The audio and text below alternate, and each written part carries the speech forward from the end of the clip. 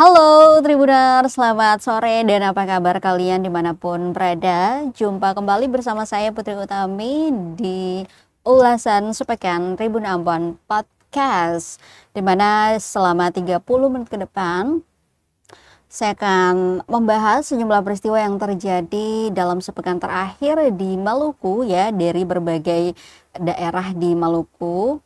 Memang tidak semua ya tentunya, karena sangat banyak sekali peristiwa yang berhasil diliput oleh reporter kami yang ada di berbagai daerah di Maluku.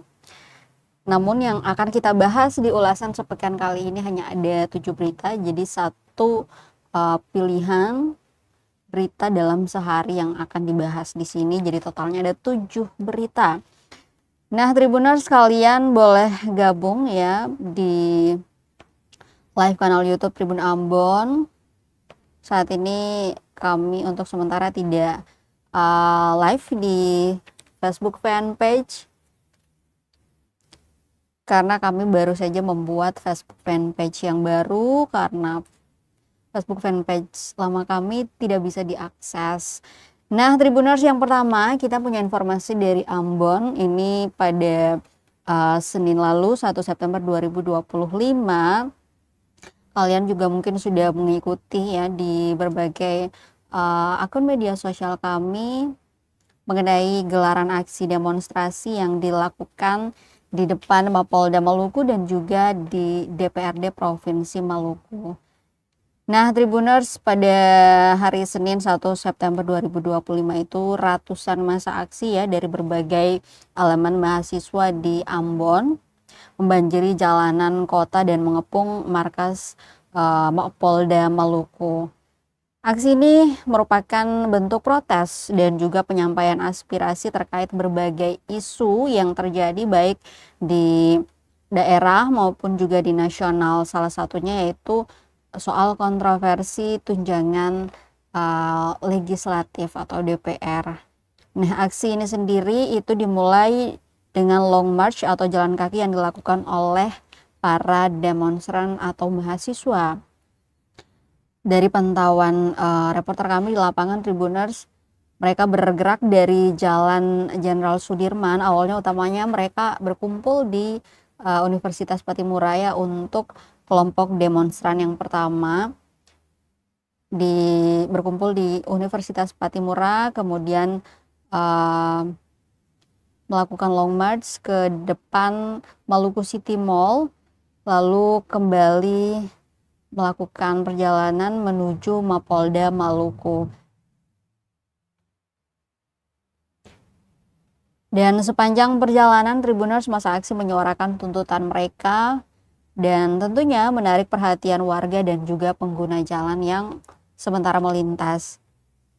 Dan untuk mengawal jalannya aksi demonstrasi, Tribuners, sebanyak 735 personel gabungan baik TNI maupun juga Polri diturunkan untuk keamanan saat aksi demonstrasi.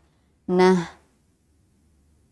kekuatan ini, Tribuners, terdiri dari 360 personal Polda Maluku, kemudian 315 personal Polresta Pulau Ambon dan Pulau-Pulau Lease, serta 60 personal Bantuan Kendali Operasi atau BKO TNI. Mereka disiagakan di beberapa titik strategis untuk memastikan bahwa aksi berlangsung tertib dan juga aman.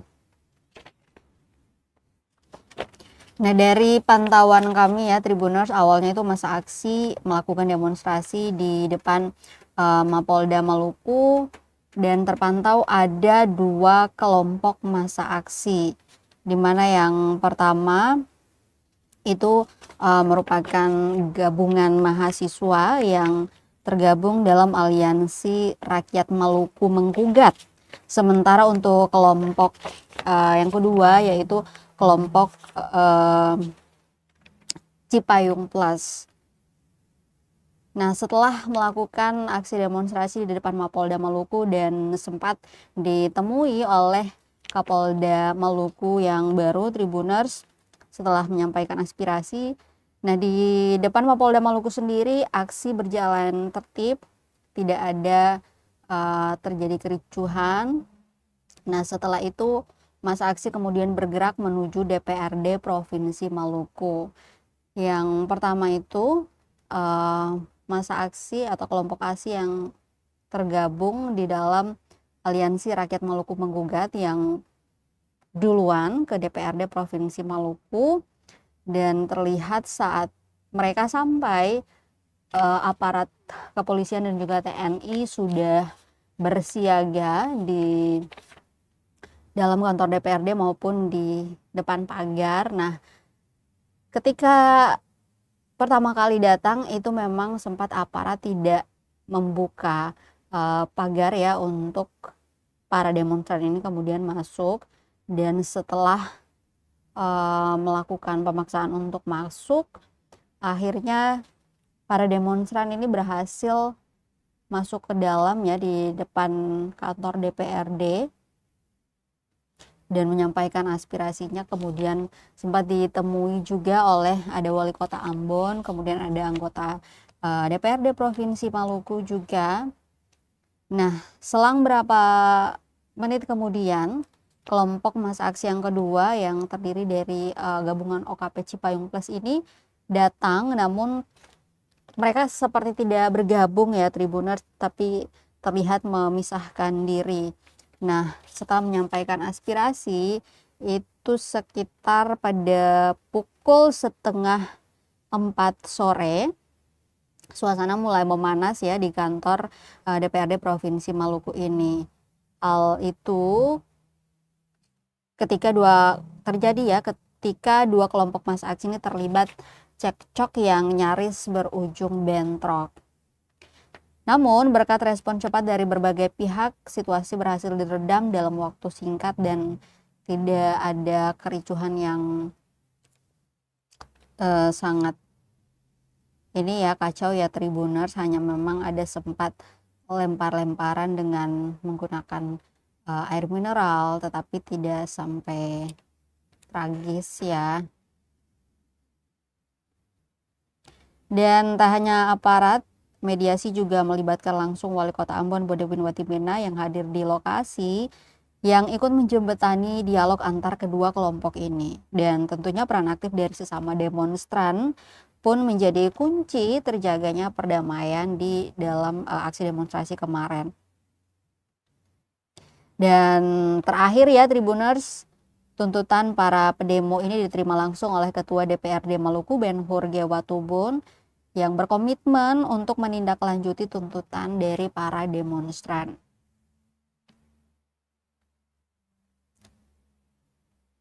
Nah, untuk pemicu dari aksi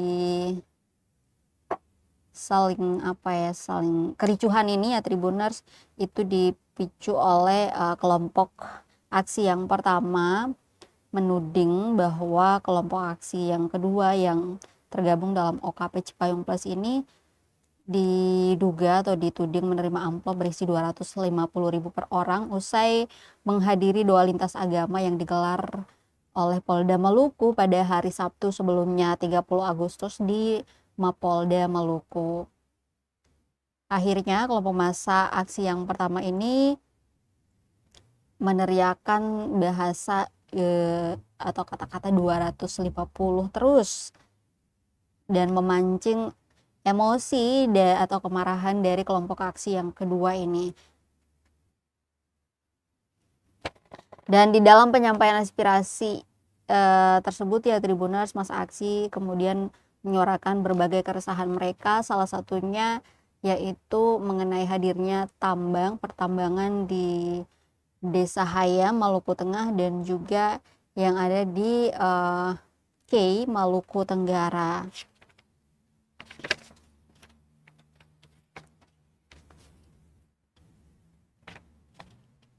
Dan tentunya mereka juga membahas sejumlah keresahan lainnya, salah satunya yaitu mengusut tuntas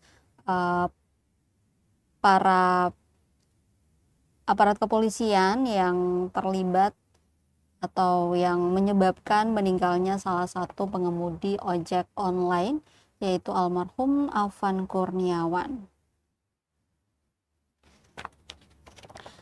Next Tribuners, kita punya informasi di hari Selasa kemarin mengenai ratusan pemuda yang ikut turnamen e-sport di Balai Kota Ambon menjelang perayaan HUT Kota Ambon ke-450.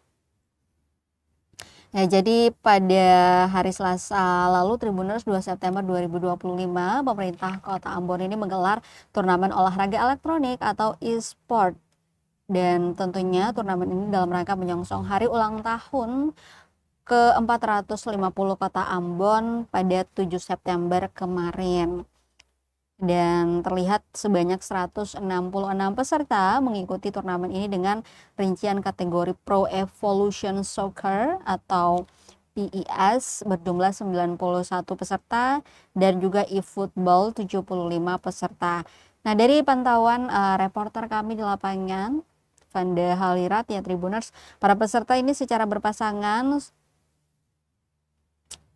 melakukan registrasi dan mulai memasuki area turnamen. Dan kompetisi ini berlangsung di ULA atau Unit Layanan Administrasi Balai Kota Ambon. Dan terlihat Wali Kota Ambon Bodewin Watimenda sangat mendukung penuh turnamen yang diselenggarakan itu. Menurut Pak Bodewin, kegiatan seperti ini dapat meningkatkan semangat para peserta dan tentunya harus didukung terus. Ia juga meyakini bahwa perlombaan yang diselenggarakan dapat meningkatkan kualitas dan juga meningkatkan skill pemuda e-sport di Kota Ambon. Tentunya beliau juga berharap bahwa lewat kompetisi ini dapat mempererat persaudaraan antar sesama pemuda, apalagi pecinta games ya, games atau olahraga elektronik. Nah, untuk pemenangnya sendiri Tribuners ada daftar pemenangnya ya. Untuk kategori e-football, juara 1 dimenangkan atau diraih oleh Aldo Marten yang mendapatkan hadiah total 4 juta rupiah. Sementara untuk juara kedua ada Dalmon Nanlohi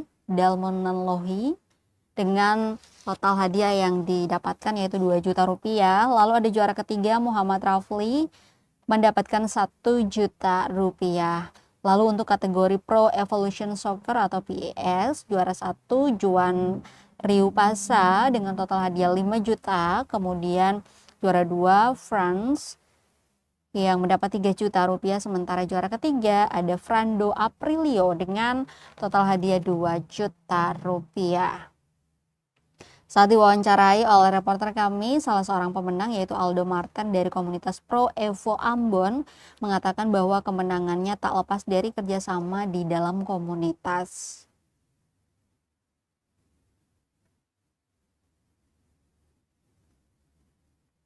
Dan ia berharap bahwa semoga di turnamen-turnamen seperti ini dapat melahirkan atlet-atlet yang bisa membawa nama Kota Ambon lebih baik lagi ke depan ya. Semoga dengan turnamen-turnamen seperti ini ya bisa terus menumbuhkan semangat kalian dan mengasah bakat kalian di dunia olahraga elektronik atau e-sport ya Tribuners. Kita move ke berita selanjutnya. Ini ada mengenai penetapan 2 tersangka dalam kasus pembakaran rumah warga Hunut, di mana ada total 34 saksi yang sudah diperiksa. Ya, Tribuners, Direktorat Reserse Kriminal Umum atau Ditreskrimum Polda Maluku tentunya terus mengusut tuntas kasus pembakaran dan juga perusakan yang terjadi di Desa Hunut, Durian Patah pada 19 Agustus lalu. Dan hingga saat ini total ada 34 orang atau saksi yang telah diperiksa dan penyidik telah menetapkan 2 orang sebagai tersangka. Hal ini dikatakan langsung oleh Kabid Humas Polda Maluku, Kombes Pol Rosita Umasugi. Beliau mengatakan bahwa penyelidikan intensif terus dilakukan untuk mencari bukti yang cukup dan menemukan para pelaku di balik pembakaran rumah-rumah warga. Dan penyelidikannya Tribuners setelah membuahkan hasil pada 31 Agustus lalu, penyidik menetapkan seorang tersangka berinisial AP yang masih berusia 20 tahun, dan penetapan ini tentunya dilakukan setelah gelar perkara yang didasarkan pada hasil pemeriksaan terhadap AP. Dan tersangka AP ini disangkakan melanggar pasal 170 ayat 1 dan 2 KUHP dan atau pasal 406 KUHP. Dan juga tersangka ini telah ditahan di Rutan Polda Maluku sejak 1 September 2025 kemarin. Dan dengan penetapan ini total tersangka dalam kasus ini menjadi 2 orang. Di mana sebelumnya pada 30 Agustus seorang tersangka berinisial IS juga telah ditetapkan. Namun IS ini tidak ditahan karena masih berstatus anak di bawah umur. Dan di tengah upaya serius kepolisian, Tribuners, ada kendala yang dihadapi. Karena pada 31 Agustus 2025 lalu, penyidik telah menjadwalkan pemanggilan terhadap 14 saksi yang terdiri dari 7 saksi baru dan 7 saksi yang tidak hadir pada panggilan pertama. Namun sayangnya hingga hari itu tidak ada satupun dari 14 saksi tersebut yang datang memenuhi panggilan.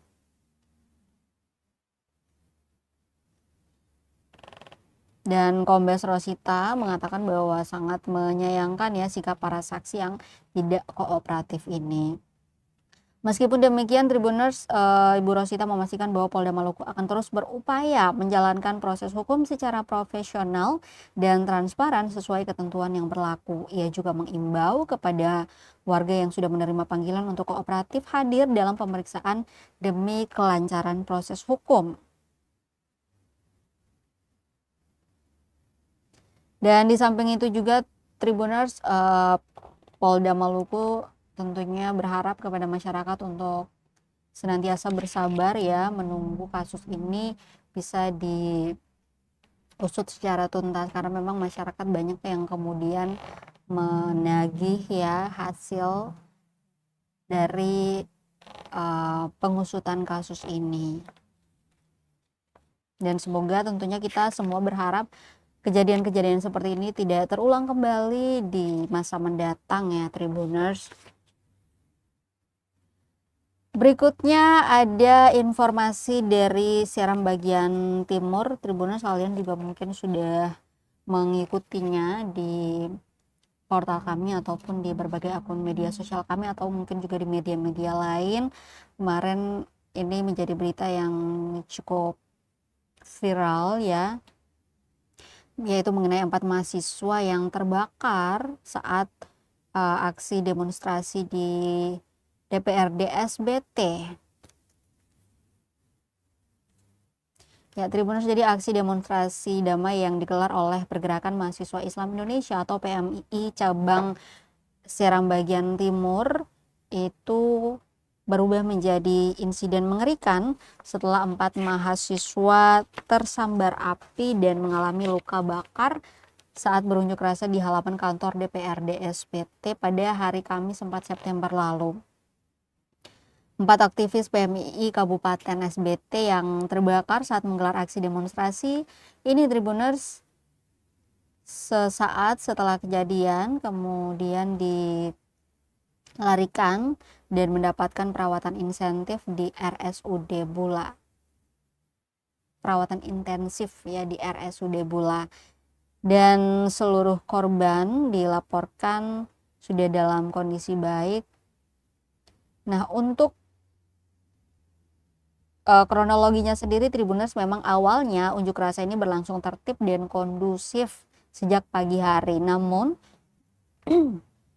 situasi mulai berubah dramatis sekitar pukul 12 siang ketika peserta aksi mencoba membakar ban bekas sebagai simbol protes. Nah, kejadian naas itu bermula saat salah seorang mahasiswa ini membawa jerigen berisi bahan bakar minyak atau BBM jenis Pertalite dan hendak jadi kalau dari video yang kita saksikan ya, ada beberapa pendemo yang kemudian mengelilingi ada sebuah ban, kemudian sudah ada secarik karton yang kemudian akan dibakar. Nah, lalu karena ada larangan dari aparat yang sementara bertugas, larangan membakar ban, sempat terjadi cekcok.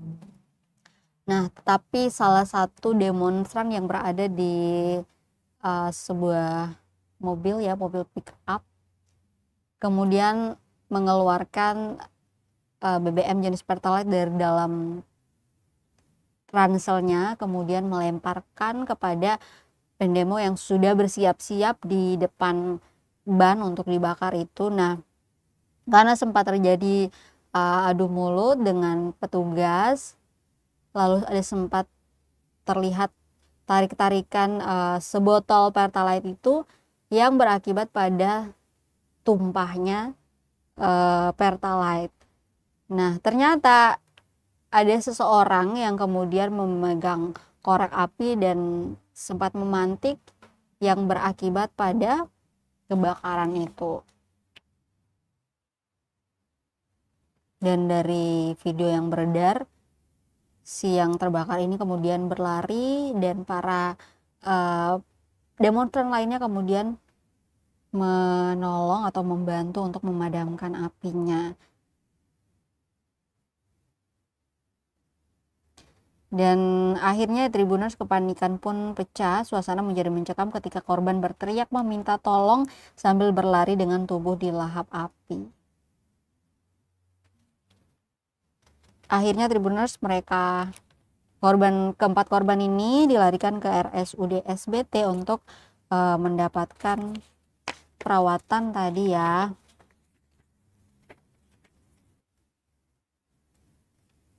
Dan dari keterangan dokter di RSUD Bulat Tribuners, 3 dari 4 korban ini mengalami luka bakar sedang dan dalam kondisi stabil, sementara satu lainnya mengalami luka bakar ringan dan tidak memerlukan rawat inap.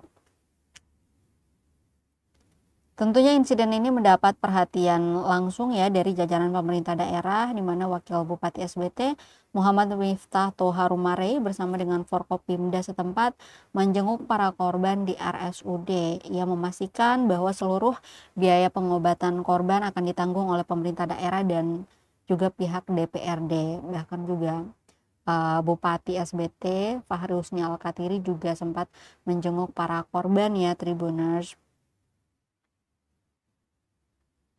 Dan beliau mengimbau kepada para pendemo untuk ketika mau melakukan aksi demonstrasi usahakan bisa lebih berhati-hati. Dan meskipun insiden ini diduga sebagai kecelakaan yang tidak disengaja, pihak kepolisian dipastikan akan menyelidiki lebih lanjut mengenai penyebab pasti kebakaran tersebut, termasuk dugaan kelalaian dan juga potensi pelanggaran hukum lainnya. Dan tentu apabila memang ada dugaan kesengajaan pastinya harus diusut ya, diusut tuntas.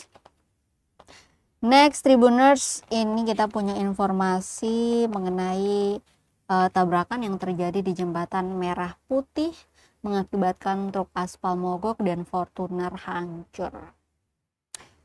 Ya, jadi pada Jumat 5 September lalu Tribuners ada sebuah kecelakaan lalu lintas yang terjadi di atas jembatan Merah Putih.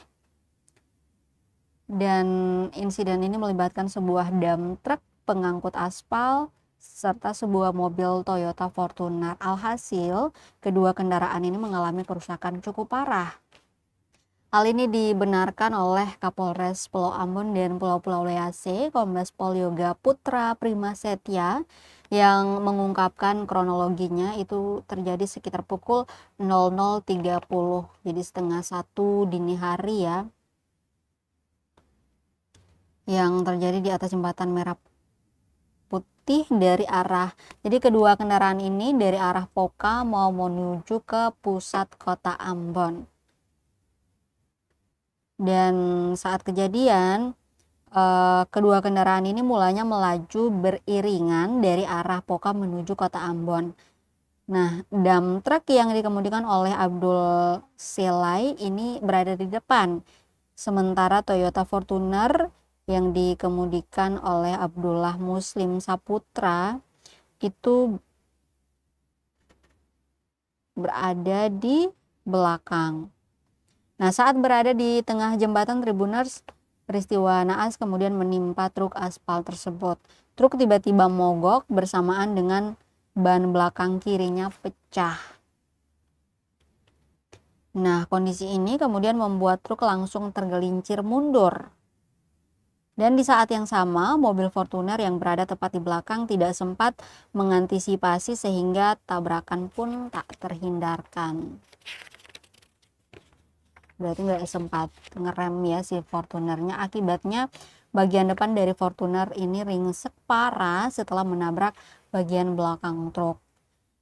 Namun beruntung Tribuners kedua pengemudi selamat dari insiden ini dan pihak kepolisian langsung secepatnya menangani kasus tersebut dan mengimbau seluruh pengendara tentunya untuk selalu waspada terutama saat melintasi jembatan merah putih karena ramai ya, dan memang kalau kita lihat orang yang melintas di atas jembatan merah putih itu rata-rata berkendara dengan kecepatan yang cukup tinggi karena memang tidak ada kemacetan ya.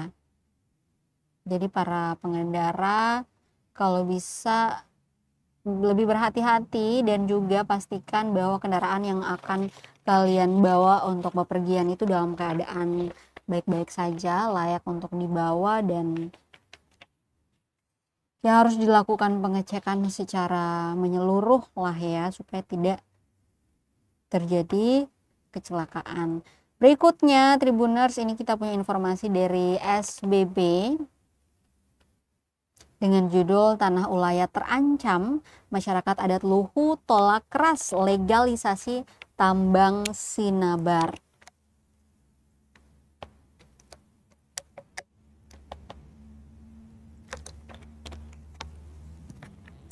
Ya, jadi Tribuners, pernyataan anggota DPRD Maluku Zain Saiful Latukai Supi yang menyebut bahwa aktivitas tambang Sinabar di Seram bagian barat hanya ditutup sementara kemudian menuai protes keras dari masyarakat adat negeri Luhu. Mereka dengan tegas menolak segala bentuk rencana penertiban dan legalisasi tambang di wilayah mereka jika tanpa persetujuan resmi dari pemilik sah tanah ulayat.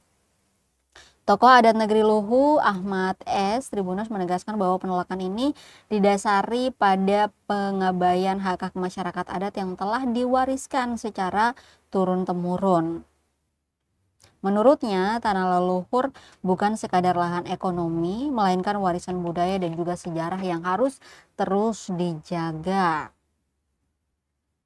Mereka, masyarakat adat negeri Luhu ini, berpendapat bahwa pemerintah daerah maupun pusat tidak memiliki legitimasi untuk memberikan izin pengelolaan tambang di atas tanah adat tanpa melalui persetujuan resmi dari Sandiri Negeri Luhu dan seluruh unsur adat.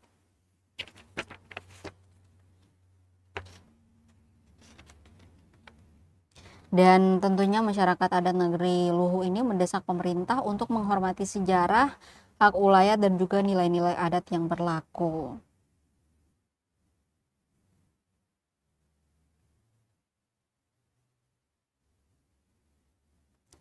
Dan perjuangan ini, Tribuners, kata Ahmad, bukan hanya soal menolak tambang, tetapi juga menjaga keberlangsungan lingkungan, generasi masa depan, dan kedaulatan masyarakat adat atas tanah leluhur mereka. Ya, wajar sekali ya kalau kemudian masyarakat-masyarakat, utamanya masyarakat adat, kemudian sangat menolak aktivitas pertambangan yang direncanakan di berbagai negeri mereka, karena seperti contoh-contoh yang lain bahwa pertambangan di berbagai wilayah lainnya itu sangat merusak kehidupan masyarakat sekitar.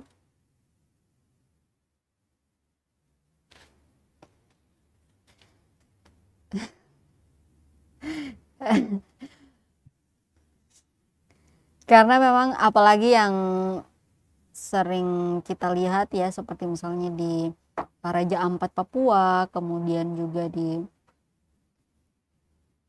Haya, negeri Haya Maluku Tengah, lalu di Maluku Tenggara, dan tentunya di berbagai daerah lainnya ya yang ada di Indonesia.